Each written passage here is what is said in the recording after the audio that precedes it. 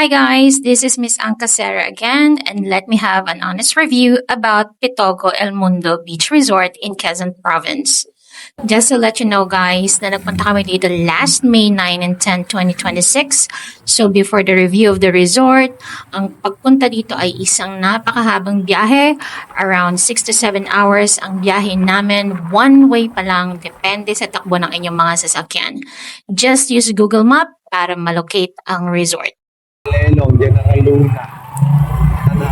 Dito rin pala yung taanong kausap mo. Dito rin yung taanong kausap mo.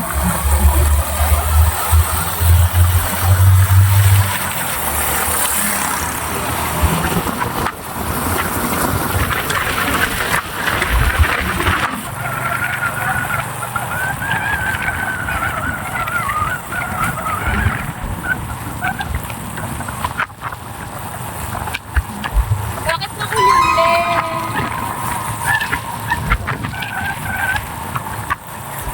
Ilang minutes pa?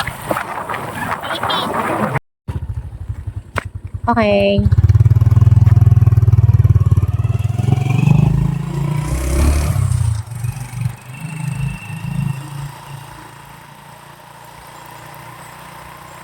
Tanghali na kami nakarating sa resort dahil medyo tricky ang pagpasok sa loob. Pagkatapos ay inabutan pa kami ng ulan. Pero nakapag-reserve na ako ng rooms na tutuluyan namin 1 month before, kaya expected na ng mga staff doon ang pagdating namin. Just a reminder guys, na bago makapasok sa resort ay mayroong babayaran na environmental fee na 20 pesos per head at kailangang ilista ang mga names ng mga turista. Just to let you know. Finally, after a very long and tiring ride, ay narating din namin ang El Mundo Beach Resort.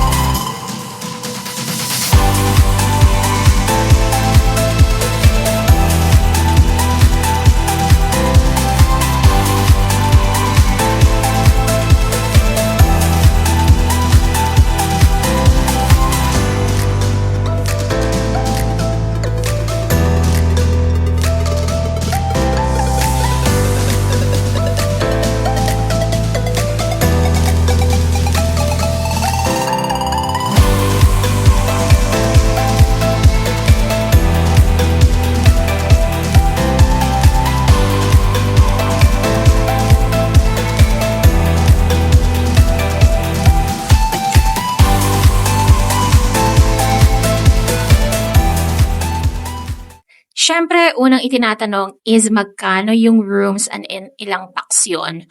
So, I booked 2 rooms dahil marami nga kami.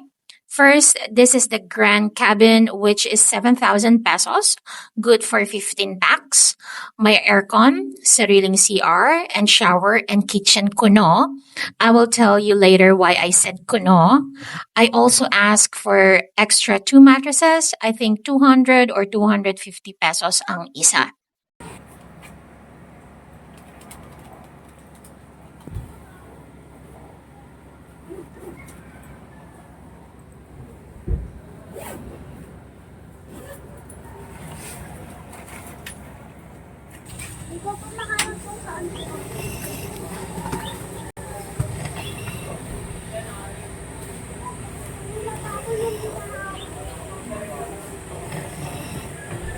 Cassie! Cassie!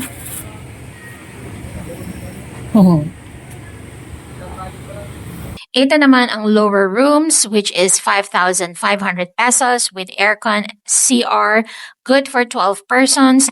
Nag-ask din ako ng 2 extra mattresses dahil nga sobrang dami namin.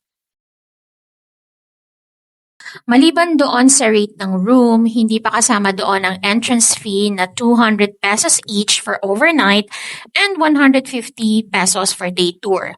So for me, this is my opinion lang ha, masyado na siyang pricey kasi nga nag-rent ka na ng rooms nila. I am just saying this kasi na-compare ko siya sa ibang mga resorts na napuntahan na namin na hindi naman kailangan ng entrance fee kung overnight stay naman. In my opinion, kung overnight naman ang guest, dapat i-waive na nila yung 200 pesos entrance fee. Kung gusto niyong mag-tent pitching, available din ito sa resort. Pero para sa akin, medyo mahal ang bayad. Bukod sa 200 pesos entrance fee per person, may 300 pesos pa bawat tao para sa tent pitching. Per person, hindi per tent. Ibig sabihin, kung dalawa kayo sa isang tent, 600 na agad ang tent pitching fee bukod pa sa entrance fee. Nabanggit ko kanina ang kitchen kuno ng Grand Cabin dahil wala talaga itong lutuan. May microwave lang pero hindi namin nasubukang gamitin. Ang shared kitchen ay nasa ibang bahagi ng resort, malapit sa lower rooms. Doon may mga stove at LPG na kailangang bayaran ng 250 pesos per night pero hindi lahat ng stove ay gumagana at may mga LPG tank na walang laman. Kapag peak season, posible pang makipag-unahan sa pagluluto. Buti na lang may dala kaming rice cooker kaya ulam na lang ang niluto namin sa shared kitchen. Baka yung tatait tapos. Diba, Karim? Karim!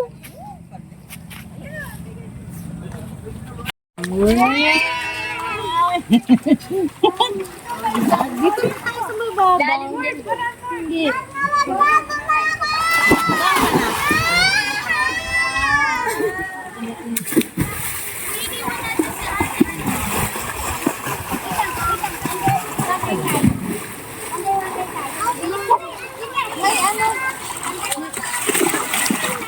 May mga dumi-dumi.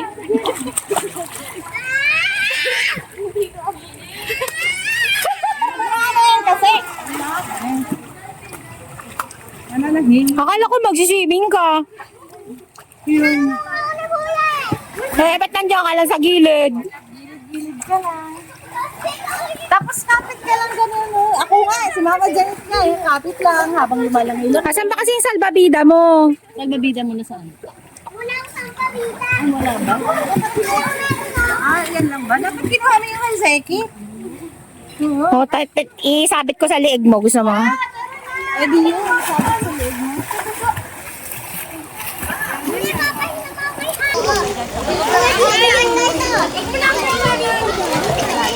Very good naman.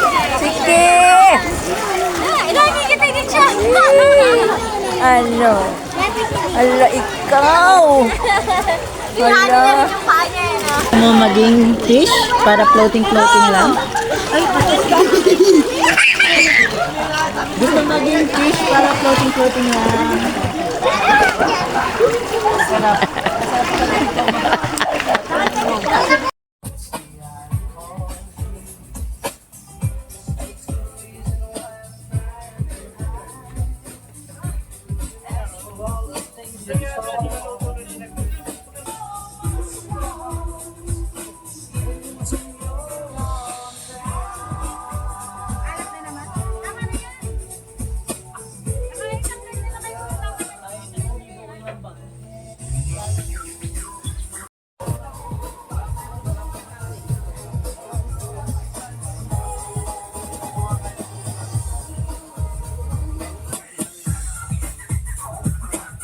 Muna yun.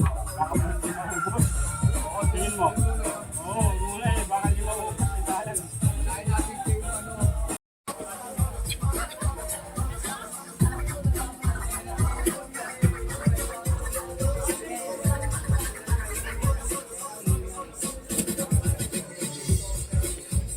Ayo, yeah. Eh, alam mo, may flashlight tayo. Sige. Ito-sure ko. Tingin? Mas malaki. Ano ka? Wala.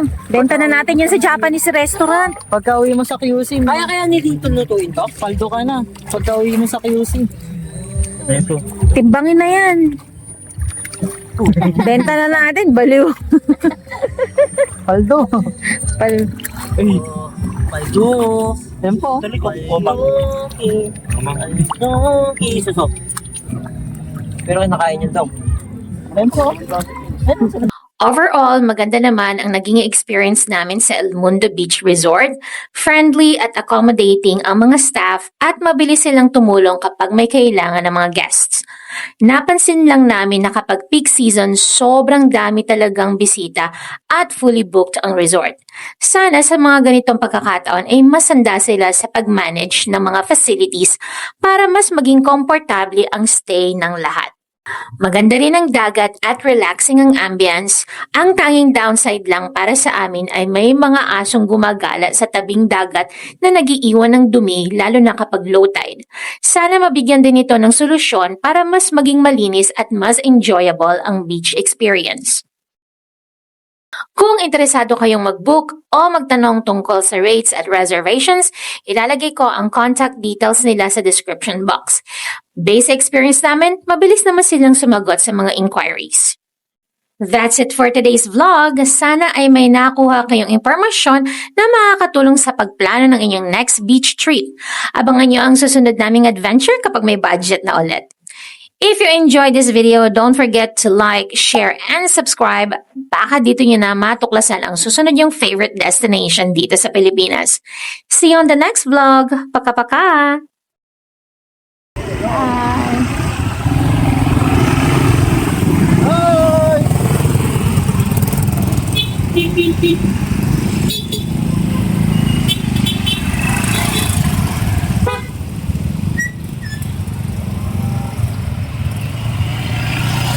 Yeah! Thank you, Pitogo. Thank you po, boss. Video mo pa ba ito? Tapos na, nabidyo ako na yan. Galing na ako dyan.